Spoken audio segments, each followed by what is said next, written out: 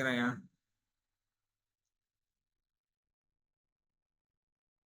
Hmm. Teman-temannya udah tahu ya ini ya.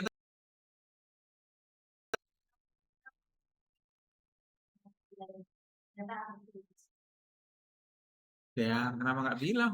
Saya kan tinggal turunnya nggak. Saya suka loh jalan-jalan itu berpindah tempat dengan cepat tuh saya suka. Jadi santai aja.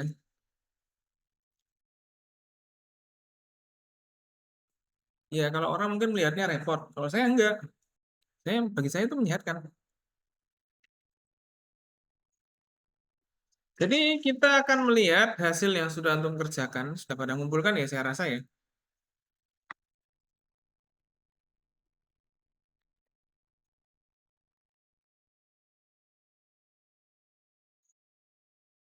Oh, udah pada ngumpulkan nih.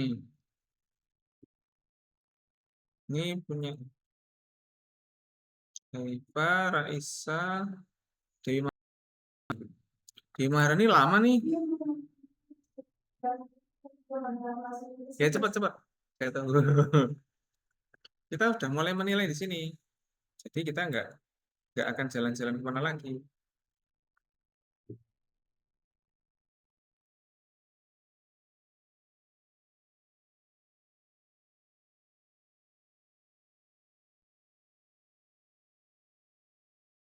Nah, ini dia. Kita akan melihat nih.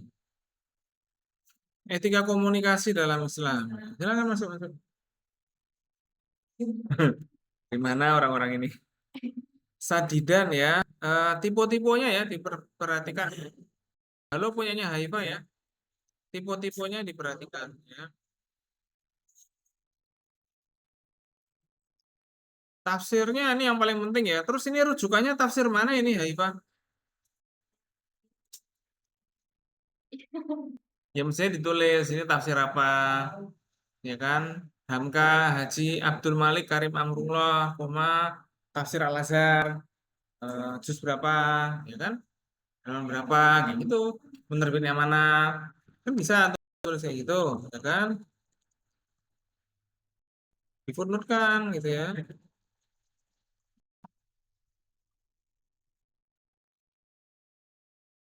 Nah itu Hamka. Hamka itu singkatannya Haji Abdul Malik Karim Amrullah. Hamka. Lu kira namanya Hamka? Umur berapa tahun antum tahu ini? Tafsir Al-Azhar, ya kan? Mana penerbitnya? Penerbit Bulan Bintang atau bukan tuh? Saya agak lupa ya. Itu dia, ya kan? Habis itu apa? Juz berapa? Berapa? Halaman berapa? Kayak gitu yang lengkap. Kita biasakan untuk detail dalam mengerjakan hal-hal yang seperti ini. Oh. Kita aja kadang-kadang kalau mau belanja harus detail. Harganya berapa? Nggak boleh selisih. Yo, yang kayak gini masa nggak detail? Nah, itu. Sebenarnya manusia itu mampu untuk detail. Cuman kadang-kadang dia mau nggak mau. Itu kan kalau belanja di pasar atau belanja di mana, nonton oil shop atau apa, mesti nyari yang murah-murah. Kadang berburu reviewnya, ya kan? Dia mana ini kenapa yang tugas ini kok nggak detail? Nah, itu mestinya antum juga bisa, harusnya bisa melakukan itu, ya. Itu jadi pertanyaan yang menarik. Tinggal dilihat aja, kan tinggal lihat ini. Jilid satu ini apa penerbitnya? Pustaka Nasional LELTD Singapura. Oh, yang terbitin Singapura. Ini loh, Haji Abdul Malik Karim Amrullah, Hamka, ya kan? Nah, ini tahunnya tahun berapa cetakannya? Pustaka Nasional biasanya nanti ada di sini nih. Ini tahunnya nih 1989. Nah, kayak gitu. Di Singapura terbitnya tahun berapa nih? Ya, 90, ya kan? Itu Singapura lagi era mau maju-majunya. Karena Singapura itu awalnya adalah Malaysia. Dia pisah tahun berapa ya? 70-an kalau nggak salah, saya nggak lupa. Kan? Tapi Singapura ini pantang menyerah. Lalu nasibnya bisa berubah 180 derajat sekarang ini. Itu menarik tuh. Sebenarnya. Pelajaran dari Singapura itu bisa kita. Nah, kita kembali ke sini. Ya. Jadi gitu ya, ini punyanya Haifa, tolong didetailkan. Hadis. Hadis apa nih? Hmm. Jadi gini, kalau antum mau mencari hadis dari tafsir ini, silakan antum merujuk ke tafsir Tobari. Buka aja tafsir Tobari. Cari aja tafsir Tobari. Ciri-cirinya tafsir-tafsir itu punya ciri khas masing-masing ya. Kalau Hamka itu biasanya menafsirkan dengan situasi yang ada. Kalau tafsir Tobari itu biasanya isinya ditafsirkan dengan hadis-hadis. Jadi kalau mau nyari hadis apa yang terkait dengan ayat ini, cek tafsir Tobari. Biasanya muncul. Kebanyakan malah muncul. Ya, kalau pengen tahu i'rabnya, mungkin ini suka bahasa Arab ya, nahwu, sorof atau apa. Pengen tahu i'rabnya atau balaghahnya, buka tafsir Al-Munir. Di situ ada i'rabnya. Nanti kalau pengen tahu hukumnya juga ada di situ juga. Kalau pengen tahu hubungannya tafsir itu dengan ayat-ayat yang lain, nanti bisa buka tafsir Al-Manar, bisa buka tafsir apa lagi ya. Nah, jadi buku tafsir itu punya karakter masing-masing, bergantung pada penulisnya. Gitu ya. Jadi ini memang perlu wawasan. Nah, makanya perlu ngobrol ini. Oke. Etika komunikasi ya. Ini cari asbabun nuzulnya apa, gitu ya. Ada ketemu? Ini asbabun nuzulnya apa ketemu? Ya, browsing, browsing asbabun nuzul. Silakan masuk. Asbabun nuzulnya apa? Suatu ayat itu biasanya ada asbabun nuzulnya atau ada kisah di balik ayat itu turun. Nah, selain itu mungkin juga ada insiden atau apa yang menyebabkan ayat itu diturunkan. Ya, bukan menyebabkan sih. Tapi apa ya? Ya terkait dengan ayat itu. Jadi kayak gitu kita bicaranya. Oke, ini punya Haifah ini udah oke. Ayat aja nggak usah banyak-banyak. Qaulun ma'rufun ini udah cukup menurut saya. Ya hanya tafsirnya kurang diperbanyak. Buka lagi tafsir yang lain, kan? Apa dari sisi asbabun nuzulnya? Itu. Dan dari sisi ya apa ya nanti kita akan lihat lah sisi hukum atau apa. Itu juga bisa aja.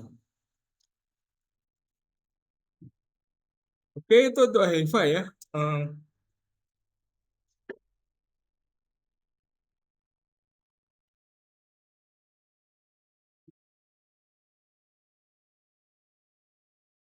Kita lihat punyanya Raisa. Ini Raisa apa yang ditambahkan nih?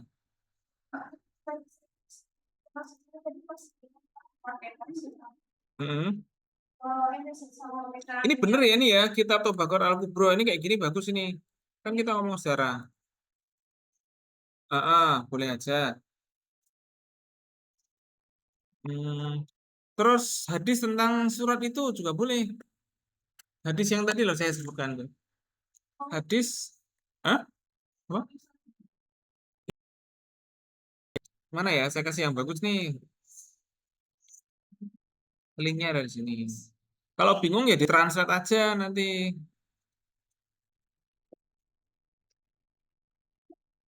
Durarus Sunniyah ini juga bagus juga nih. Atau kalau nyari komentarnya bisa tambahin kata Syamila. Nanti akan ke Maktabah Syamila. Nanti bisa ke Sahih Sirah Nabawiyah. Sahih Bukhari ini juga bisa ada.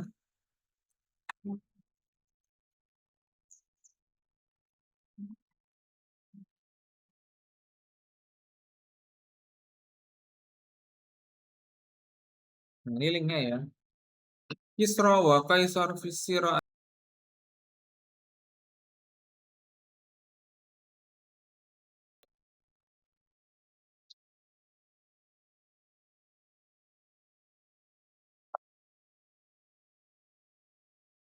Iya, cek di Velantum ya. Ini dakwah kepada Kisra aja udah cukup kok. Enggak antum bisa aja menambahkan analisis. Itu kok Kisra itu kok perilakunya kayak gitu. Kerajaannya sedang apa? Nah, itu dia. Ternyata memang benar bahwa raja yang tidak bijaksana itu sudah agak ending dari kekaisaran Persia. Jadi itu ya, kalau raja itu biasanya kok nggak bijak, itu biasanya kerajaannya lagi agak kolaps. Dan emang lagi mau kolaps gitu. Nah, setelah itu baru ada penaklukan Persia. Jadi emang sesuatu yang menarik ini. Ini hadisnya nih. Ini kalau misalnya di Duror As-Sunniyah itu biasanya dia ada hadisnya. Ini hadisnya di Sahih Tirmidzi nomornya sekian. Ini ada disebutkan ini ya. Akhrajahu Muslim nomor sekian. Jadi ini penting ya ini ya. Misalnya akhrajahu Muslim 1774. Nah, ini nanti kalau nyari di kitab Sahih Muslim itu nomor hadisnya nomor sekian gitu. Itu di Duror As-Sunniyah, Al-Mausu'ah Al-Hadisiyah, ensiklopedia tentang hadis. Kalau mau dengar ceritanya itu ada di sini ceritanya. Ada di Sirah Nabawiyah di sini. Kalau bingung caranya nge-footnote ini nanti kita ajak kok, kita ajari ya. Teman-teman kalau misalnya bingung mencari referensi berkabar ke saya. Dalam kuliah ini isinya adalah diskusi supaya antum bisa menemukan bagaimana sejarah pemikiran terkait komunikasi Islam itu ya. Baik, yang lain saya mau lihat ini yang lain ini punyanya Kak Isa sudah ada ya. Oke,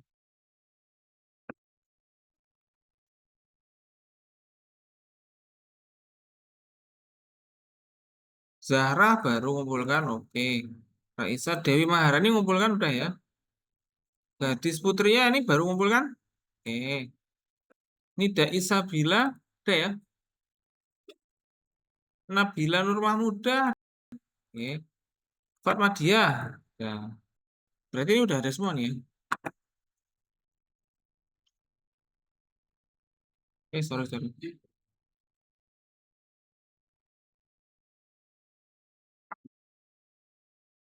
Ya, jadi kita lanjut lagi ke nonton punyanya siapa nih yang kita tonton di sini.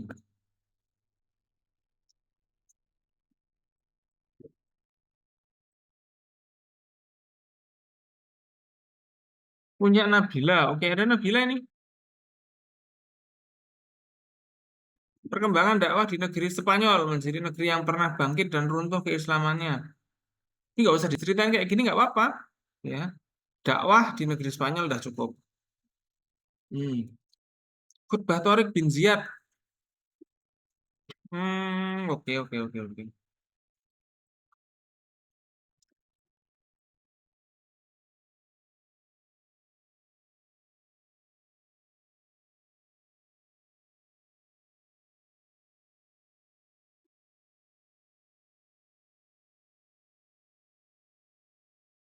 Kok pesta keburukan nih maksudnya apa ya ini? Ini translate-nya pakai apa ini? Hmm.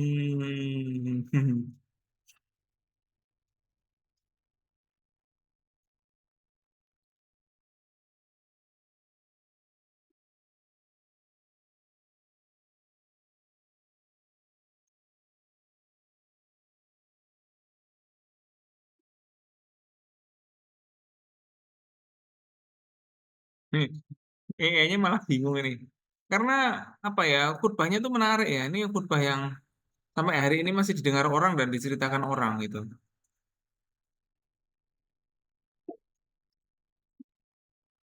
Khutbah Torik oke aja. Terus juga apa ayat yang dikutip dalam khutbah Torik ini? Nggak ada. Ya, ada. Ya kan, emang ada. Jadi, apa komentator sejarah juga boleh. Terus juga khutbah Torik ini nampaknya menjadi penentu dari kemenangan itu. Kenapa kok kayak gitu? Kira-kira kenapa ya? Kok malah gara-gara dikhutbahi kok malah bisa menang kan gitu. Nah, disitulah namanya komunikasi dalam bidang militer itu sangat perlu untuk menggerakkan hati para pasukan itu. Ya, ini sebenarnya ya, kalau misalnya Anda pernah baca The Art of War karya Sun Tzu yang Cina, itu situasinya mirip dengan seperti itu. Jadi kalau musuh, ya kalau dalam Sun Tzu itu, kalau musuh itu terkepung, itu harus berikan jalan keluar agar mereka milih untuk pulang daripada melawan kita. Karena perang itu akan rugi jika kita kehabisan sumber daya. Nah, ternyata di era Torik ini, orang itu sudah kepepet, nggak bisa kemana-mana lagi. Akhirnya apa? Orang jadi nekat. Keberanian musuh yang terkepung karena putus asa, karena terkepung, akhirnya mereka apa? Daripada mati, mending ngamuk aja sebelum mati. Nah, itu yang terjadi. Jadi moral pasukan itu bisa bertambah kuat. Nah, sekarang ada perang sih ya. Tapi kayak antum ketika lagi di pondok itu loh. Moralnya bertambah kuat ketika ada apa namanya? Ada tasjid kan kayak gitu kan. Tasjid mau apa gitu. Wah, wali kelasnya itu kan.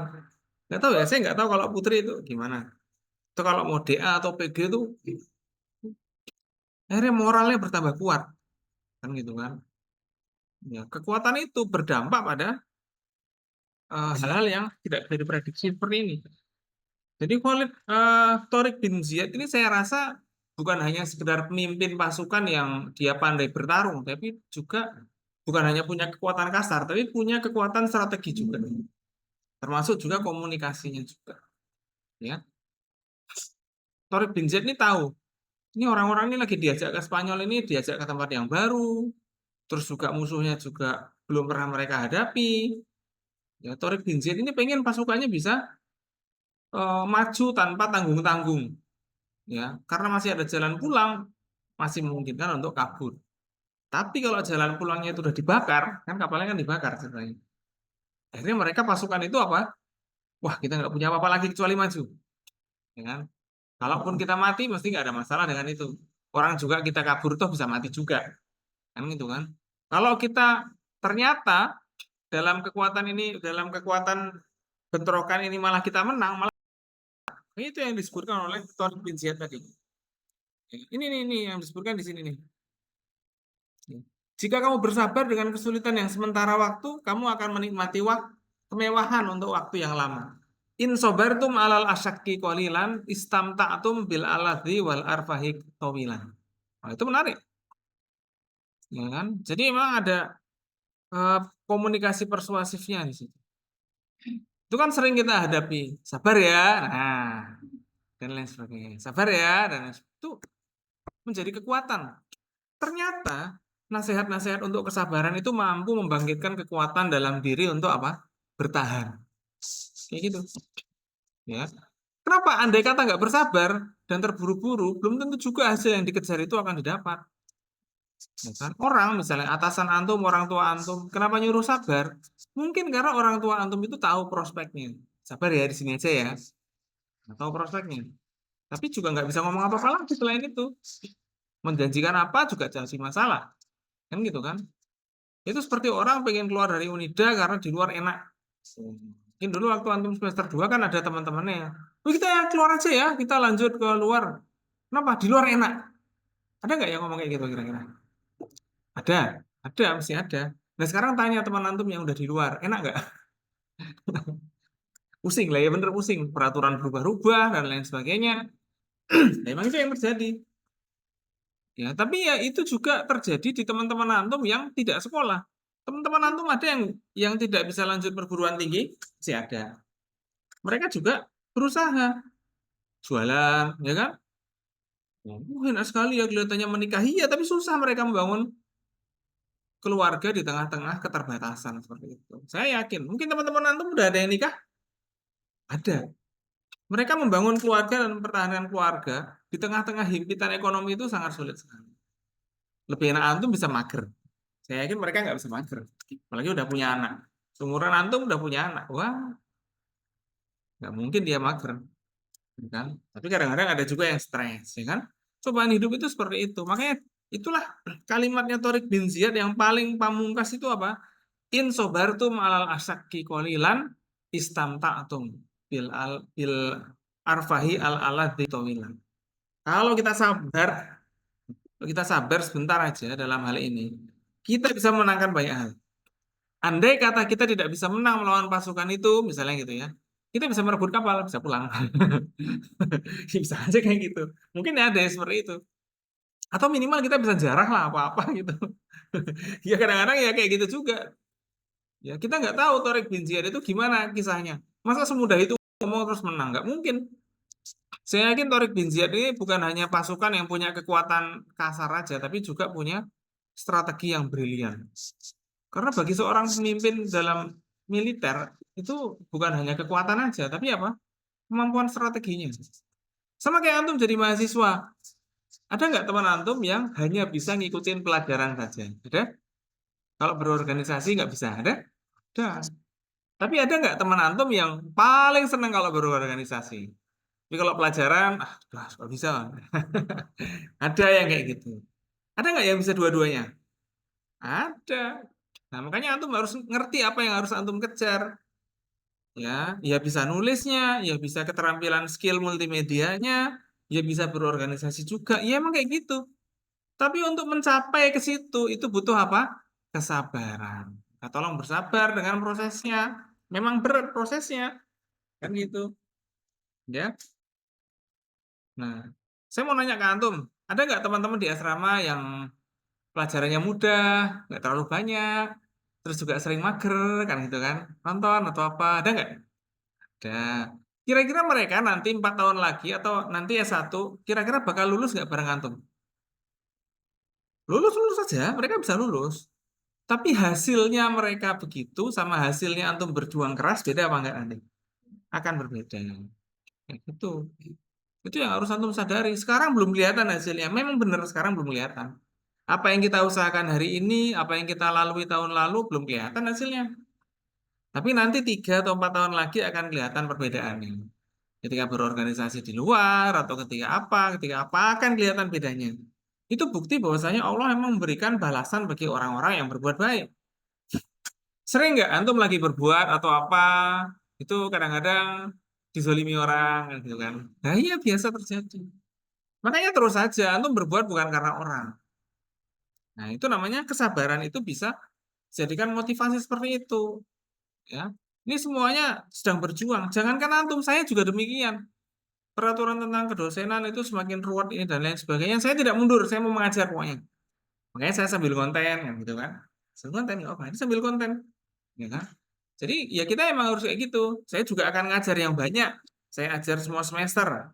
Saya ajak anak-anaknya untuk berbuat baik. Nah, dari situ mungkin saya akan dapat doa-doa baik dari teman-teman, mungkin dari malaikat dan lain sebagainya. Itu yang saya inginkan. Ya, jadi itu yang saya kejar. Kalau cuma untuk mengejar uang, alah. Ya, hidup itu terlalu murah untuk mengejar hal-hal yang seperti itu. Ya, jadi oleh karena itu, mari teman-teman. Nah, ini yang disampaikan oleh Torik itu seperti itu. Kita nggak bisa balik, misalnya. Kapal udah tak bakar. Ya, saya nggak tahu nanti kok ngomongnya Torik itu dalam keadaan yang santai gini atau gimana kira-kira ya. Ya, kan kita nggak tahu, ya. Nah, itu mungkin antum bisa cari. Ternyata psikologisnya pasukan atau moralnya pasukannya Torik itu bisa tambah ngamuk. Ketika apa? Kita nggak ada jalan keluar nih. Kalau kita di sini diem aja dibunuh orang, mending kita apa? Maju. Nggak ada alasan kita maju, nggak ada jalan kembali kita maju. Akhirnya benar-benar maju dan meraih kemenangan yang luar biasa. Itu emang gara-gara moral. Itu ya Nabila ya. Ditambah lagi apa namanya dalam siroh atau apa bisa ditambahkan lagi. Kira-kira rencananya mau nambah dari mana nih? Rencananya mau nambah apa lagi dari mana nih? Dianalisis ya komunikasi persuasifnya di sebelah mana dalam khutbah itu boleh mestinya kayak gitu. Ya kan? Iya, maksudnya apa? Komentarnya. Ini komentar yang menarik seperti yang saya sampaikan tadi, yaitu apa? Torik menyuruh pasukannya untuk bersabar. Tapi sabar ini bukan sabar nungguin aja, enggak. Tapi sabar dengan cara apa? Wih, kita serang aja, wis. Gitu. Gitu kan? Memang kelihatannya tidak mungkin menang, tapi bukan berarti mustahil menang. Nah, ya kan? Memang kelihatannya belum belum tentu menang, tapi bukan berarti mustahil untuk menang. Karena pasukan musuh sangat banyak. Pakai benteng pula. Gimana kita? Kalau kita pulang kampung, wah malu kita. Bukan hanya malu. Apa yang diharapkan masyarakat kepada kita? Masyarakat sudah bayar pajak untuk ekspansi kita ke tempat lain dan lain sebagainya. Jadi tentara itu juga dibayar loh ya. Mau dibayar. Saya yakin tentara itu digaji pada masa itu, ya kan? Ya, makanya mereka, udah kita mempertaruhkan nyawa, semuanya mempertaruhkan nyawa, termasuk Tariq bin Ziyad juga pertaruhkan nyawa. Ya. Nah, itu seperti itu. Oke, kita akan lihat lagi punyanya Zahra ini apa nih? Zainuddin MZ. Wah, gimana nih Zahra ini?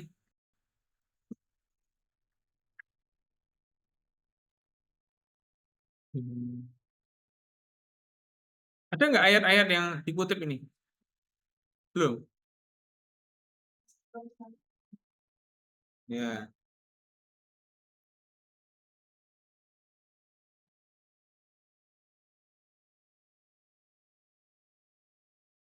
Nah, ini pembukaan ceramahnya yang menarik. Transkrip ini ya. Ini ada di YouTube atau di mana? Oke, kasih link YouTube-nya. Ya kan? Ya, ditranskrip apa adanya, yang disampaikan apa. Berikan analisis dari penggalan-penggalan kalimatnya seperti apa. Misalnya kayak gini nih. Hah? Ini udah benar. Nah, tinggal tinggal ini ya. Saya mohon Bapak Ibu-ibu jangan berkeliaran. Memegang balon anaknya diturunin, pegang di bawah. Orang nggak lihat gue malah lihat balon. Ya, taruh bawah, woi. Ya kan? Dan lain sebagainya. Jadi itu namanya apa? Sarana untuk membuat pengantar dari sebuah acara yang serius, ya kan? Kadang-kadang apa ya namanya? Pidato seseorang itu punya ciri khas dan seni yang menarik. Ya, nanti antum melihat dan bandingkan dengan ustadz-ustadz yang lain. Itu boleh aja. Ya, kira-kira genrenya seperti apa? Genre itu apa ya? Tema cara ngomongnya seperti apa? Ya. Dan apa nilai yang disampaikan di awal ini? Kok beliau ngomong kayak gini nih ada nilainya nggak kira-kira? Apa nilainya? Dan pas awal-awal itu sebenarnya selalu minta maaf dari setiap samanya karena kalau misalnya dia di atas. Ya.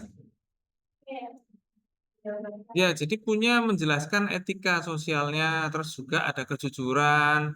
Ya, beliau juga nyampaikan habis ngapain atau apa. Nah, itu namanya ada keterbukaan.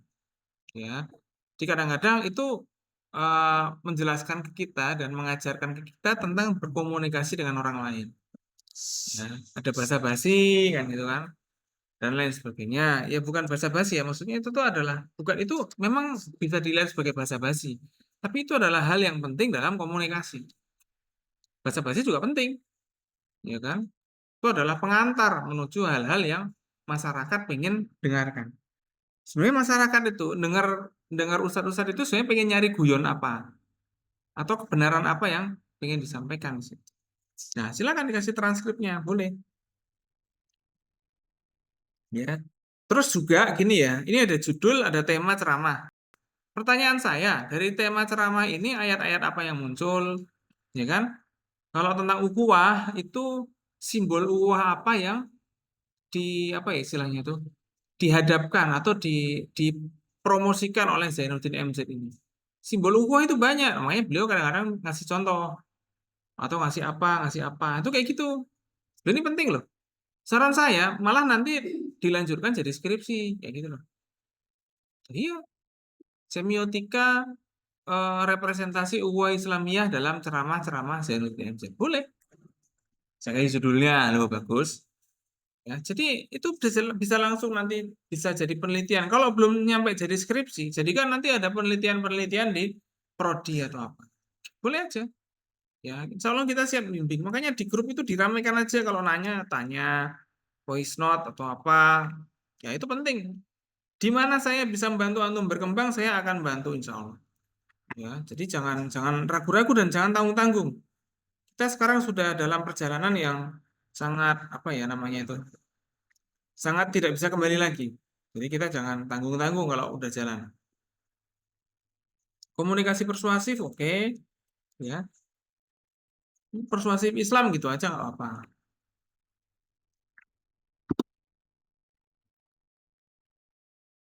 Nah, Dewi Maharani ini apa ini? Komunikasi dakwah Bani Umayyah ini gimana nih dakwah Bani Umayyahnya nih?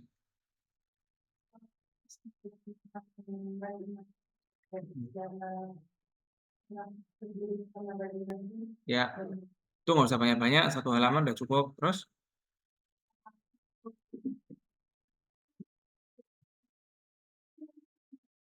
apa tuh? Hmm? Ya, cerita ke saya. Intinya antum mau nyari apa?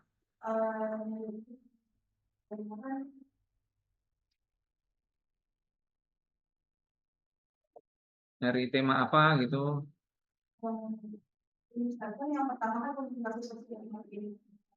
Hmm.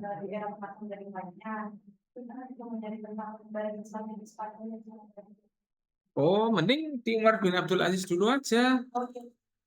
Apa namanya? Taruh di tareh ya.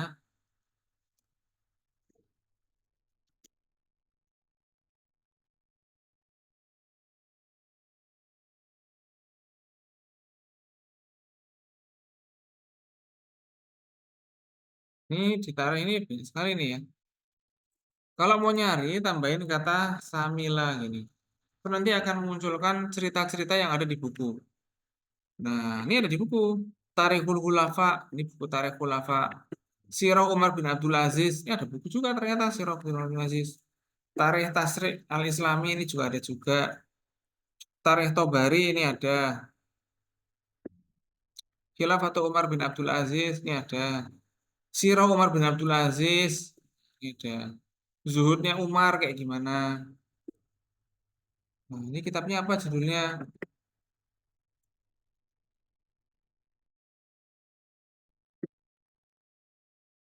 Hmm, ya, saya carikan ini.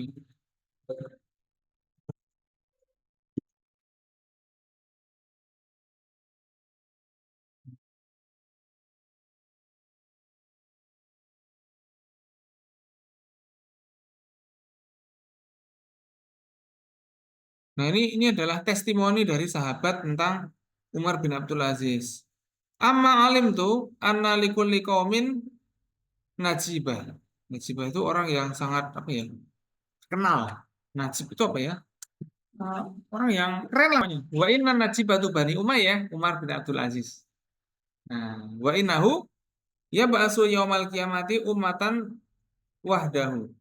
Nah, jadi umat yang dipimpin oleh Umar bin Abdul Aziz itu kayaknya punya punya kedudukan spesial gitu.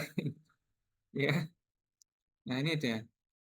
Ini ada lagi. Sami itu Ayub Yakul lana alam ahadan miman adrokana kana akhoda an Nabi SAW minhu yakni Umar bin Abdul Aziz. Saya juga nggak terlalu paham ya ini ya. Kayaknya Umar bin Abdul Aziz juga dalam ceritanya juga ngimpi ketemu Nabi juga. Karena beliau sebenarnya termasuk tabiin ya. Karena ayahnya kan sahabat. Jadi ini ada jarah wa ta'dilnya juga. Ada cerita-ceritanya ya. Ini ada Umar bin Abdul Aziz. Hmm, Umar bin Abdul Aziz bin Marwan Al-Khalifah As-Solih Abu Hafiz Komisul Khulafa Rasyidin. Ya, Qala Sufyan Sauri itu tabiin ya. Nah, ini makanya disebut Al-Khulafa Al-Khomsah ya. Khomisu Khulafa Ir-Rasyidin. Termasuk Khalifah Khulafa Ar-Rasyidin yang kelima, ya kan? Kenapa? Saking adilnya, ya. Jadi julukan-julukan Umar bin Abdul Aziz itu seperti apa? Cari lagi khutbatu, cari bisa aja khutbatu Umar bin Abdul Aziz.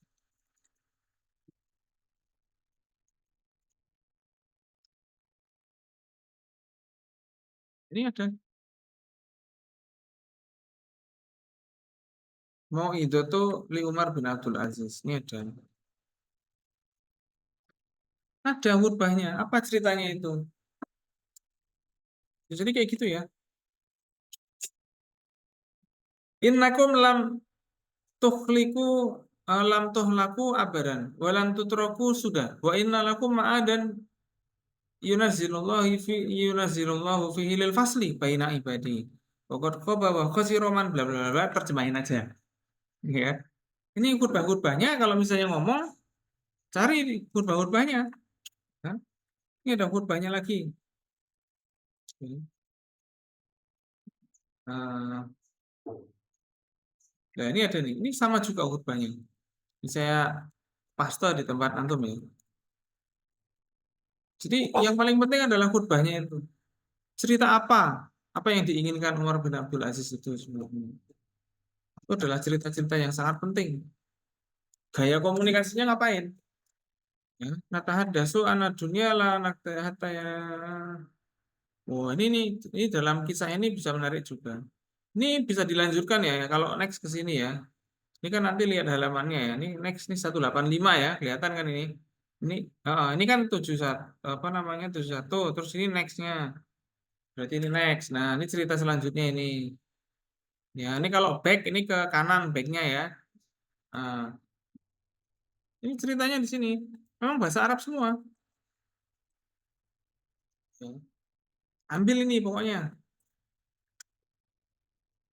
Siratu Umar. Nah, ini dia. Ini kata-kata Umar bin Abdul Aziz ada semua di sini.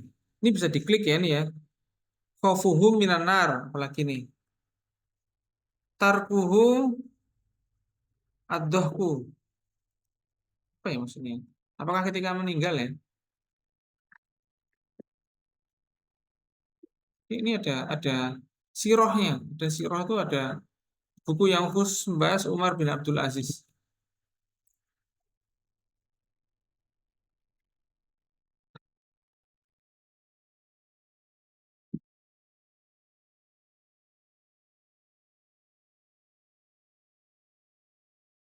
Wah, ini juga ada nih. Banyak sekali. Nah, ini aja. Soal pemerintahannya gimana nanti aja dulu. Yang penting adalah apa kata-kata pentingnya. Ya, apa sikap-sikap Umar bin Abdul Aziz itu ketika mendapati permasalahan-permasalahan. Bagaimana cara komunikasinya, kan? Kira-kira Umar bin Abdul Aziz itu ketika memerintah itu ngomongnya sambil ngamuk gitu apa enggak ya kira-kira ya? Nah, kita nggak tahu kan gitu kan. Mungkin punya gaya yang persuasif. Karena kalau kita tahunya itu kan sesuatu yang orang Arab atau apa itu kita seringnya ngerasa bahwa ini diomongkan sambil dengan ngamuk gitu. Ini kita kan nggak tahu, ya. Sama kayak orang Jawa, kan kadang-kadang kalau ngomong dengan bahasa Jawa itu kan kadang apa ya namanya ya, jujur apa adanya, kan gitu kan. Nah itu, tapi sebenarnya itu sama aja dengan budaya-budaya lain. Kayaknya budaya di Arab masa itu juga gitu, orang itu ngomong dengan cara yang apa adanya, ya. Saya ketemu, nah, kadang kan kita kan ngomong dengan apa adanya ketika kalau dengan teman dekat kan kayak gitu kan. Itu hari ini kok, wah gimana gitu, ya kan.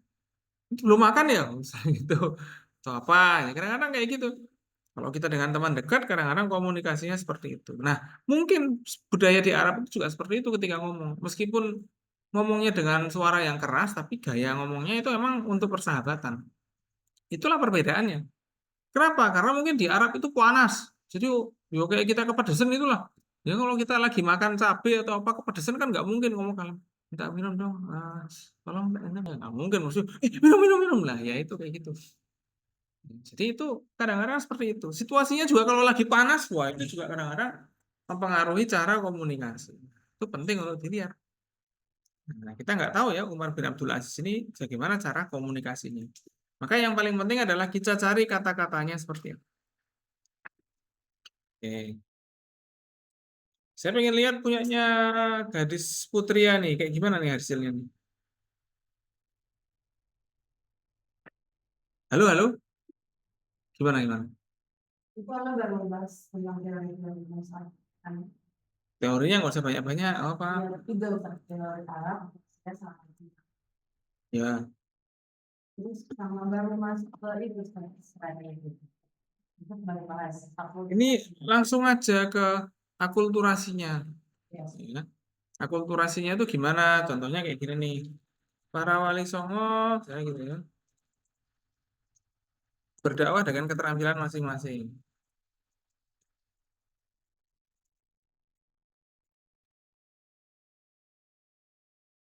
Seni dan apa namanya?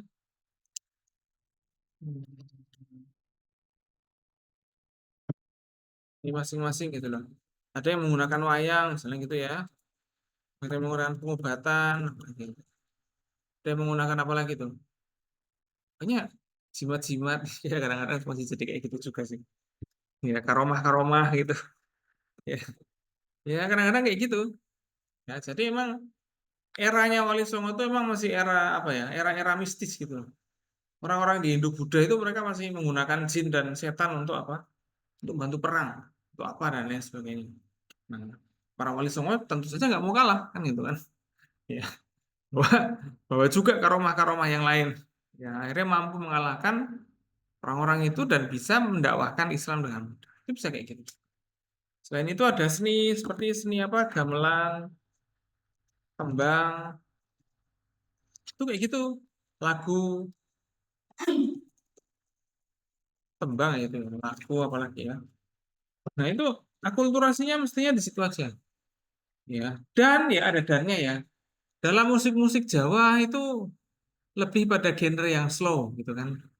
Lo apa kayak Sunda gitu kan. Musik-musik yang bikin ngantuk gitu ya. Gamelan-gamelannya juga gitu ya. Jarang sekali musik-musik yang dia itu menebar semangat peperangan itu nggak terlalu. Ya, karena kayaknya di era lama seperti itu belum belum ada. Tapi kalau di era yang sama sebenarnya kayak di Turki Utsmani mereka sudah menggunakan band ya, drum band untuk apa? Perang. Ya, untuk komando perang dan lain sebagainya. Ya. Dan biasanya sebelum peperangan akan ada apa? Pidato oleh kepala militernya, kepala pasukan. Ya sama, ya. Wali Songo pun juga ketika memimpin penyerangan ke beberapa tempat atau ya karena emang perlu berperang ya kadang-kadang memimpin sendiri pasukan. Bahkan kadang-kadang apa namanya pahlawan-pahlawan nasional juga mengikuti apa yang dilakukan oleh para Wali Songo dari segi amalan-amalannya. Pernah ketika itu Jenderal Sudirman itu sudah nggak bisa kabur lagi karena sudah dikepung oleh Belanda. Apa yang dilakukan Jenderal Sudirman? Zikiran dan ngaji. Malah nggak ditangkap. Coba Anda cari. Jenderal Sudirman berzikir. Nah, lolos kepungan Belanda karena apa? Karena berzikir. Jadi, ya, padahal sudah dikepung dan juga sudah di ini, tapi nyantai sambil zikiran bisa lolos dari kepungan itu. Nah, ini kan sangat menarik. Jadi ada faktor-faktor yang ya rada-rada gaib juga ya dibilang. Nah, ini menarik sekali. Apa doanya kira-kira?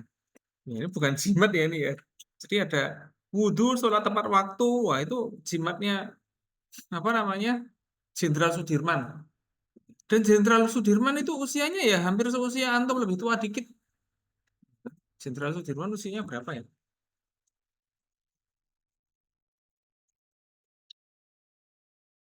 Itu usia-usia yang cukup muda. Karena zaman dulu di Indonesia belum ada tentara banyak-banyak. Akhirnya anak-anak muda yang emang dia mampu dan lain sebagainya jadi jenderal. Ya.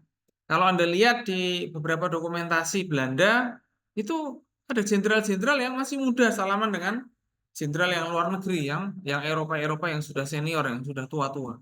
Ya karena itu tadi. Karena di Indonesia pangkat militer dan karir militernya belum terbentuk. Nah, itu menarik sekali. Jadi silakan nanti dicari ya tentang dakwah Islamnya itu seperti apa. Nah, ini menarik sekali. Jadi orang-orang Muslim di Indonesia itu mereka jadi punya hasan ya. Nanti lebih diperbanyak tentang ini ya, akulturasi budayanya seperti apa. Ya, wayang, pengobatan atau seni dan lain sebagainya, karomah itu sebenarnya yang paling banyak dimiliki oleh Islam di Indonesia. Kalau ilmu pengetahuan nggak terlalu banyak, ya ilmu pengetahuan nggak terlalu banyak karena emang Islam di Indonesia ini karakternya lebih pada sopan santun dan pembinaan karakter akhlaknya, ya. Lain dengan Islam yang misalnya di Al Azhar atau apa, wow, mereka udah ngomong ilmu. Ya, maka mereka pada hafalannya pada kuat-kuat. Kenapa? Karena memang budayanya menghafal. Ya kan, di tempat kita nggak pada budaya menghafal, nyanyi aja kan. Dengan nyanyi itu akhirnya hafal. Tapi kalau di luar negeri kayak Arab atau apa, wow, mereka budayanya menghafal. Ya. Tapi untuk karakter atau apa, oh kita masih insya Allah baik lah. Ya, insya Allah nggak kalah kalau dari segi karakter. Nah, itu jadi kita harus melihat ya karakternya Islam yang berkembang di negara-negara itu berbeda dengan di negara kita. Ini pada ngerjakan ya ini ya. Laptopan kok kelihatannya sibuk sekali kok. Saya jadi mulai khawatir kalau nggak ngerjakan. Nah, saya tunggulah ini punyanya gadis ini. Duh, kok eh, plan ya? Tunggu dulu. Ini Dai Sabila ini apa nih maunya nih? Hmm? Dasar etika komunikasi dalam Islam, etika apa yang diberikan? Oh ini aja dulu nggak apa. Ya. Fabima rahmatin minallahi linta. Ya, jadi dalam strategi dakwah itu perlu menggunakan cara-cara yang dalam berkomunikasi dan termasuk juga dalam berorganisasi. Nah, ini juga nanti akan jadi landasan etika untuk komunikasi organisasi, untuk komunikasi lagi, komunikasi keluarga, ya kan? Ada komunikasi antar apa namanya agama itu juga apa namanya dengan kata-kata yang lembut juga, ya. Dan juga selain itu apa? Mengajak partisipasi seperti wasyawirhum fil amri. Nah, ini juga penting. Jadi tetap diajak ngomong, bukan hanya diajak berkata-kata lembut aja, tapi habis itu didiemin. Nah, itu nanti malah dia merasa, wah saya lagi di ini nih. Ini kalau diajak musyawarah, atau diajak ngobrol, dan lain sebagainya, nah, itu mungkin dia akan merasa untuk tetap di, apa ya istilahnya itu, tetap dianggap bahwa mereka bagian dari temannya. Sehingga lama-lama dia tidak memisahkan diri. Ya. Karena di era-era sekarang ini, organisasi-organisasi ya kalau kita melihat ya dalam kasusnya umat Islam aja, kenapa kok mulai banyak kelompok-kelompok? Karena dalam organisasi kelompok-kelompok itu seringkali terjadi apa? Musyawarah yang sedikit, tidak terjadi musyawarah. Sehingga menghasilkan apa? Perbedaan pendapat lalu apa? Ya perpecahan. Ya, dirikan lagi yang lain. Ya partai Islam juga gitu. Dalam partai-partai orang Muslim juga ketika bikin partai seperti itu. Awalnya bikin satu partai, tapi sulit diajak musyawarah. Akhirnya partainya dikuasai oleh berapa gelintir orang aja. Jadi orang-orang yang punya posisi di partai itu, tapi dia nggak tidak mendapatkan apa ya namanya, ya, katakanlah tidak mendapatkan kehormatan di situ, akhirnya dia keluar bikin partai sendiri. Begitulah seterusnya. Nah, maka kita digontor sebagai perekat umat dalam konteks ini kita mesti bisa untuk mengajak komunikasi dengan cara musyawarah. Itu penting sekali. Ya, jadi pertemuan itu jadi penting dari sini. Ya, dalam hal ini pertemuan-pertemuan itu jadi penting. Musyawarah, pertemuan organisasi itu jadi penting. Kenapa? Karena dia terkait dengan musyawarah. Ya, faida azamta fatawakal Allah. Jadi kalau kita sudah punya ketetapan, maka kita tinggal tawakal aja. Ya. Jadi selain itu juga dalam berorganisasi, kalau ada kesalahan juga harus apa? Fa'fu anhum wastaghfir lahum. Ini juga penting. Ya, maka cari tafsirnya ya ini ya. Nidai Sabila ini ya. Ini jangan dibiarkan nggak ada tafsirnya. Ini dicari tafsirnya. Sudah baca tafsir apa ini kira-kira nih?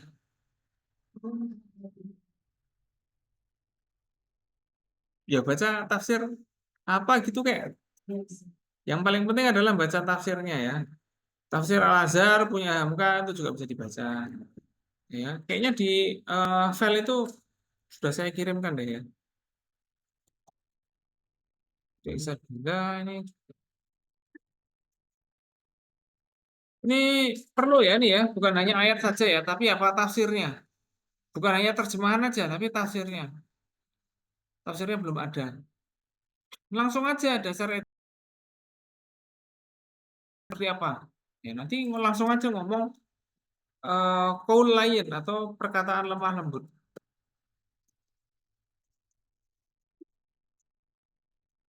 sebagai dasar etika komunikasi. Ya kan? Atau qaulan lainan. Nah, ini boleh aja. Ya.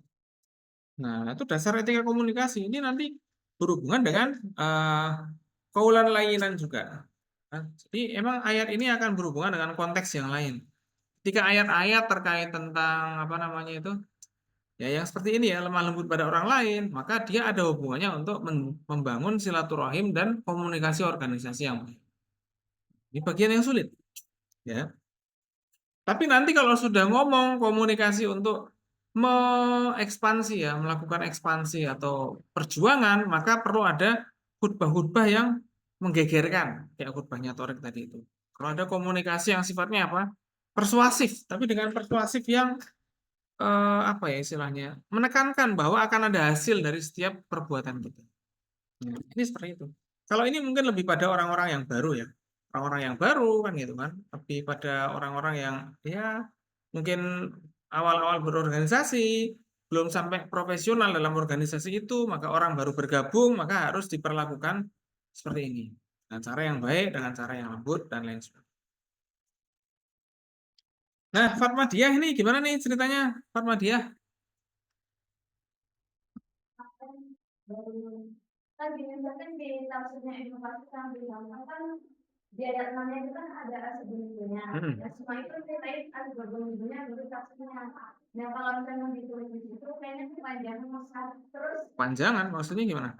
kan kalau tulis kisah ini kan konteksnya sama setiap kisah pertama sama yang di akhir itu kan intinya tentang orang fasik yang menyebarkan tersebut. Ya, tulis saja apa? Tetap ditulis saja, tapi diringkas, ya kan? Ringkasannya gimana? Kira-kira asbab nuzulnya gimana sih? Coba ceritakan saya. Tentang Ya, yang antum pahami gimana? Khawatirnya malah salah paham. tentang ini apa yang menyebabkan kalau Bani Israil itu mubtada besar kan lebih valid yang salah bacaan.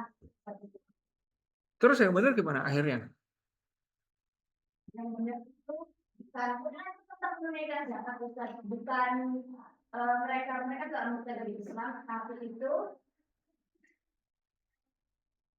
Jadi ada mereka balik belum sampai ke kaumnya Ustaz. Nah sebenarnya kaum Bani Israil itu mau kayak klarifikasi gitu. Saya tahunya itu belum tahu kalau itu masih Islam. Jadi bukan tentang memegang zakat itu kenapa belum sampai ke Bani Muslim karena Bani Muslim yang juga belum dapat zakat orang Bani Oh ya, ceritakan di situ. Iya, ceritakan ringkasan. Nanti secara semata biar kami itu per ayat per kalimat atau per kata. Bebas saja. Justru kalau bisa nanti dihubungkan dengan teori komunikasi tentang apa kayak gitu. Yang pernah antum pelajari apa? Ini kayaknya ada kesalahpahaman tuh apa ya? Coba kita browsing teori komunikasi atau strategi komunikasi yang bagaimana? Atau justru ayat ini menekankan evaluasi tentang apa? Ya kan? Selalu ada kisah di balik ayat. Ya. Daripada itu nanti pelajarannya apa? Itu yang paling penting. Ya, misalnya kok dalam hal ini apa namanya tentang meneliti kebenarannya itu maksudnya apa? Meneliti kebenaran ini. Apakah harus konfirmasi atau diteliti sendiri? Nah, ini dia. Ini kan juga menarik. Kalau kita meneliti kebenaran sekarang, saya mau nanya sekarang. Ada teman antum misalnya nge-share link tentang beasiswa. Wah, misalnya kayak gitu. Link tentang beasiswa. Pertanyaan saya, antum mau ngecek sendiri atau gimana? Kan ini fata bayanu kan? Telitilah kan? Teliti sendiri atau nanya temannya yang nyebar itu? Nah, ini menarik, gitu loh. Justru ini ya sebenarnya antum perlu untuk diungkapkan. Kadang-kadang ada pesan-pesan yang agak aneh di Telegram atau apa, link atau apa, ya kan? Terus gimana dong? Nah, ini antum gimana cara untuk melakukan klarifikasinya? Apakah langsung diklik aja, tahu-tahu nanti hilang HP-nya atau apa? Nah, berarti ternyata telitilah itu maknanya banyak. Bisa klarifikasi ke yang menyebarkan, ya kan? Bisa apa namanya? Bisa langsung ke sumbernya berdasarkan keterampilan antum. Kayak gitu juga. Jadi emang ini banyak sekali cara-cara untuk apa namanya? Tatabayanu. Jadi tabayanu itu kelihatannya gampang, tapi ternyata sulit, ya kan? Pernah ada berita hoax, bukan berita hoax sih. Ya, pesan berantai yang seperti ini bunyinya nih. Gak tahu ya, antum pernah dapat apa enggak? Dulu tuh sering waktu masih zaman SMS. Antum ngalamin HP SMS nggak sih? Ngalamin. Jadi pernah ada pesan, itu apa? Menarik sekali. Pesan itu apa bunyinya? Dari penjaga makam Rasulullah, bahwasanya dunia akan begini, begini, begini, begini. Selanjutnya nanti akan kayak gini, kayak gini. Maka semuanya diharuskan untuk bertakbir dan bertahmid serta melakukan ini setiap hari. Jika tidak, maka akan terjadi kecelakaan yang besar bagi yang tidak mengamalkan ini. Sebarkan pesan ini kepada 10 orang. Jika tidak, nanti Anda akan mendapatkan kesialan. Halo, halo, halo, halo. Jadi nyebar pesan itu adalah sarana agar tidak sial. Lah kan ini aneh, ya enggak?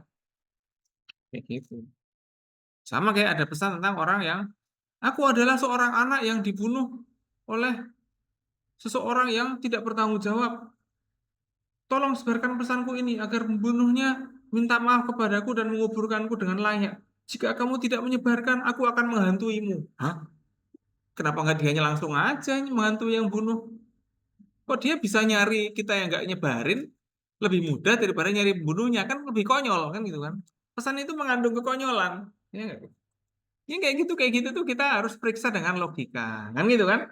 Ada yang bisa diperiksa dengan logika. Tapi kalau pesan yang ada baunya agama kayak tadi kan orang langsung nyebarin. Lah iya, andai kata tidak disebarkan maka akan terjadi kecelakaan. Jika Anda menyebarkan akan mendapat rezeki yang tidak disangka-sangka. Halo, ini pesannya kok aneh sekali. Sama aja dua pesan itu, gitu loh. Sama-sama ngibul, kan gitu kan. Dan lain sebagainya.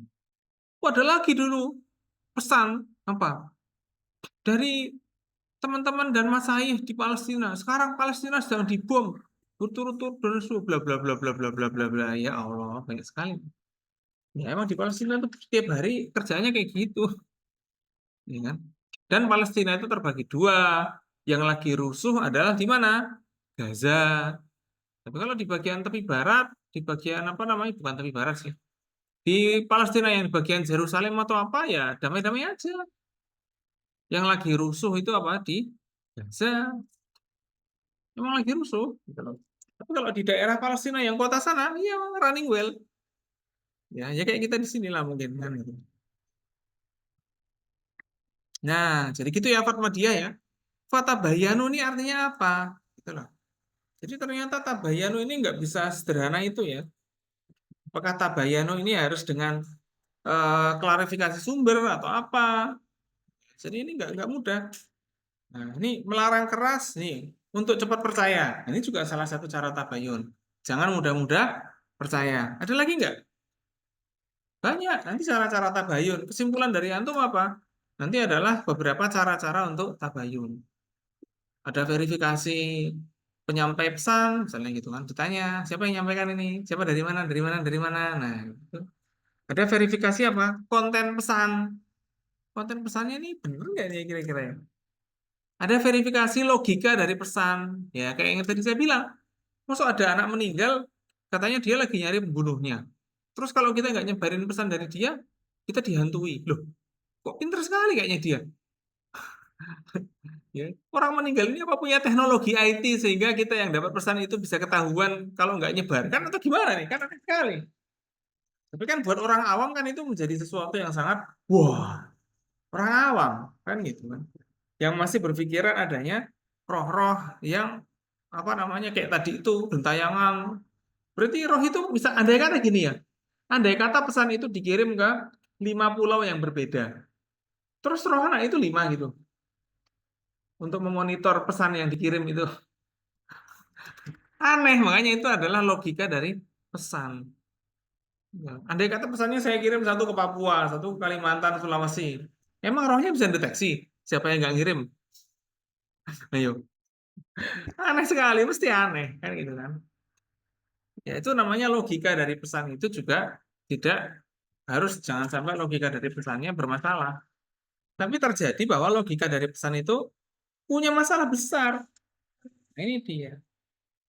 Oke, itu ya. Eh, siapa lagi nih? Udah semuanya ya? Wih, minggu depan adalah UTS, ya kan? Maka yang saya cari minggu depan dan yang pengen saya nilai minggu depan adalah jika teman-teman itu menulis tentang tadi itu ayat berarti harus ada tafsirnya atau ada hadisnya atau menemukan hadis atau tafsir yang terkait. Kalau yang menulis tentang sejarah itu berarti harus ngutip buku-buku sejarahnya. Kayak Wali Songo, tadi siapa yang Wali Songo? Songo. Terus tadi apa tadi? Islam di Persia atau di mana tuh? Nabila itu tadi tentang apa sih? Andalusia. Cari kitab-kitabnya tentang Andalusia, khutbahnya Thareq bin Ziyad, ngutip ayat apa aja, ya kan? Eh, keberhasilannya Thareq itu gimana? Apakah habis khutbah itu langsung ngamuk semuanya apa gimana? Ya tentunya mesti nyusun strategi dulu lah, kan gitu kan? Berarti bukan hanya meningkatkan moral pasukan, tapi Thareq bin Ziyad juga punya strategi-strategi untuk berperang. Seperti itu.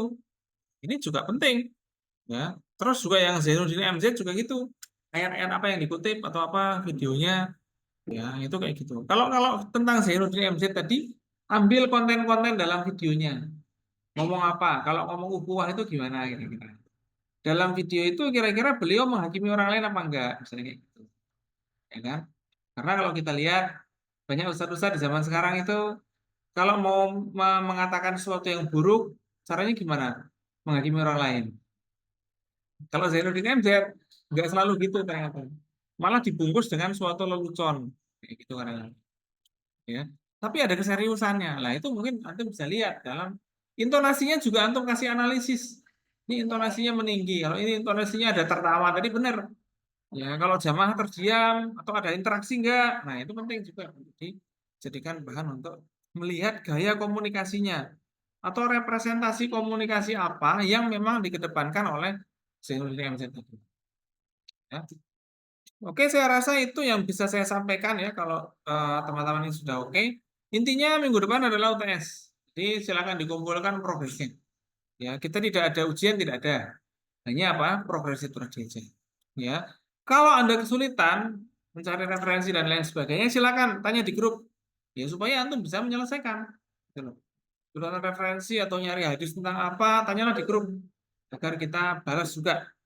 Ya. Oke, mungkin itu yang bisa saya sampaikan. Kita tutup dengan bacaan hamdalah.